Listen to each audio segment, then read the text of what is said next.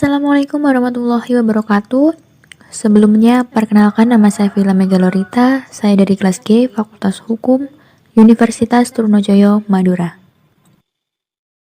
Tujuan saya membuat video kali ini yaitu untuk memenuhi tugas mata kuliah Hukum dan Hak Asasi Manusia. Di sini nanti saya akan menjelaskan terkait permasalahan hak asasi manusia di Ponorogo. Permasalahan hak asasi manusia di Ponorogo, saya mengambil kasus kekerasan terhadap perempuan di Kota Ponorogo. Sebelum saya menjelaskan lebih lanjut lagi, saya akan menjelaskan pengertian hak asasi manusia.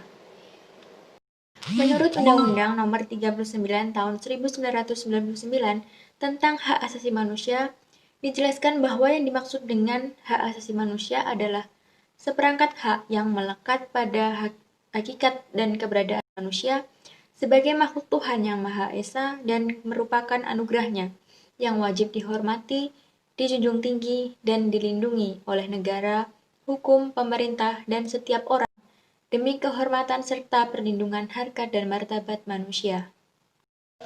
Selanjutnya, pengertian terkait pelanggaran hak asasi manusia. Dalam pasal 1 angka 6 Undang-Undang Nomor 39 Tahun 1999 tentang hak asasi manusia, dijelaskan bahwa pelanggaran hak asasi manusia adalah setiap perbuatan seseorang atau kelompok orang, termasuk aparat negara baik disengaja maupun tidak disengaja, atau kelalaian yang secara melawan hukum mengurangi, menghalangi, membatasi, dan atau mencabut hak asasi manusia seseorang atau kelompok orang yang dijamin oleh undang-undang ini dan tidak mendapatkan atau dikhawatirkan tidak akan memperoleh penyelesaian hukum yang adil dan benar berdasarkan mekanisme hukum yang berlaku. Selanjutnya saya masuk ke pembahasan kasus, yaitu kasus pembunuhan perempuan yang hamil 6 bulan. Kasus ini terjadi pada hari Senin 22 Juli 2019. Akibat terjadinya pembunuhan ini yaitu karena si korban ingin meminta pertanggungjawaban kepada tersangka karena sudah menghamilinya dan tidak pernah diberi kepastian. Pelaku berusia 26 tahun dan korban berusia 19 tahun.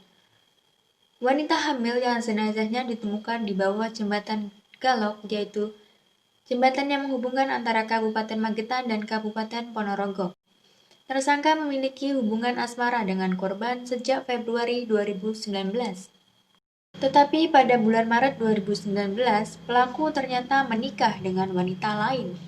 Tersangka nekat membunuh korban lantaran ketakutan setelah korban meminta pertanggungjawabannya karena sudah hamil 6 bulan. Padahal tersangka sudah memiliki istri sah yang dinikahinya Maret 2019.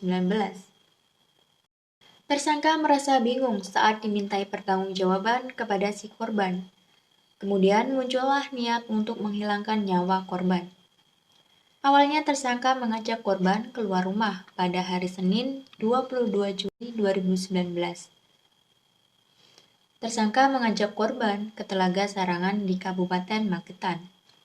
Lantaran kondisi tempat wisata Telaga Sarangan itu ramai, tersangka mengajak korban pulang ke Ponorogo. Sesampainya di jembatan Galok, jembatan yang menghubungkan Kabupaten Magetan dan Kabupaten Ponorogo, sempat terjadi cekcok antara tersangka dan korban.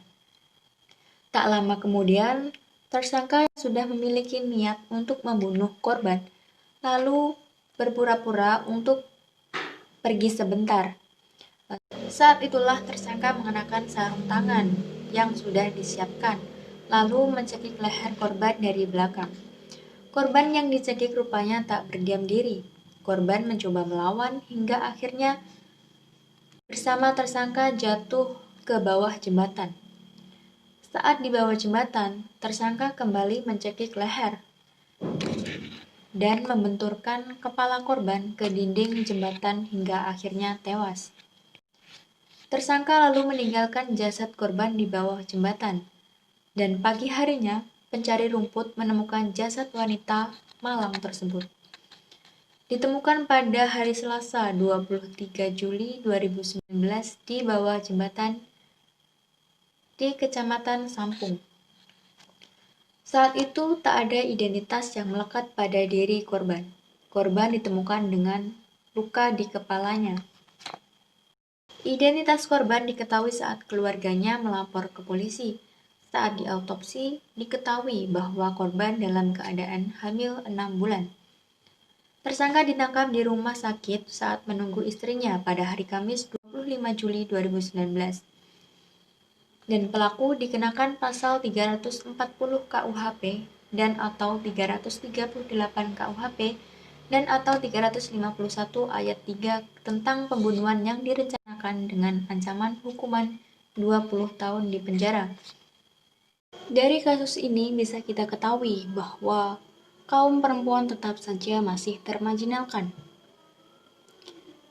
Walaupun sudah banyak peraturan perundang-undangan yang mengandung muatan perlindungan hak asasi perempuan, di antaranya yaitu Undang-Undang Nomor 39 Tahun 1999 tentang Hak Asasi Manusia, Undang-Undang Nomor 23 Tahun 2004 tentang penghapusan KDRT, Undang-Undang Nomor 12 Tahun 2006 tentang Kewarganegaraan,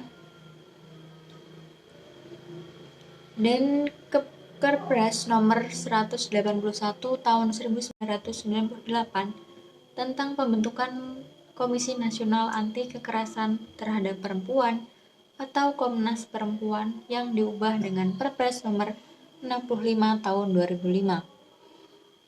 Walaupun sudah begitu banyak peraturan perundang-undangan yang mengatur pelindungan hak asasi perempuan, tetapi pembunuhan terhadap perempuan masih saja marak terjadi.